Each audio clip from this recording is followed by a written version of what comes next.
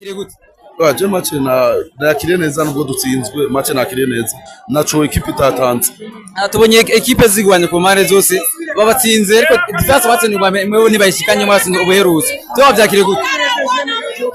Twari twakinye tumeze neza muri defense mugabo muri attaque ni twari tumeze neza. Murabona yuko attaque vyanse kabisa vyanse mugabo defense ari meze neza. Ani iki cyabuze muri equipe ya Dinamo kubwi wawe?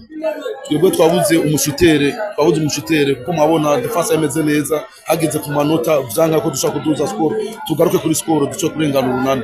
Urukino equipe ya Dinamo ikinye rwaguha icyizere ko mushaka kuzogwana no muri PF amwe musegwa n'urunani. Nitwakinye urukino rubi gose kugera muri uno mwanya turacara ba mbere kandi turizeye ko tuzoheza championnat turaba mbere. Ingufu za Dinamo uno mwaka kubwi wawe nk'umufana wabo banaziri he? Ingufu za Dinamo je ndazibona ku burongozi. Uburongozi naco budakora kugira abakinyi babandanye babaho neza. Abafana ba Dinamo batangariza iki n'ubwo butumwa ba? Abafana ba Dinamo kwanza ganda bashimire naco batakoze bitanze gose. Twifurize ko bana yamwitwara neza ndetse ni vyiza imbere.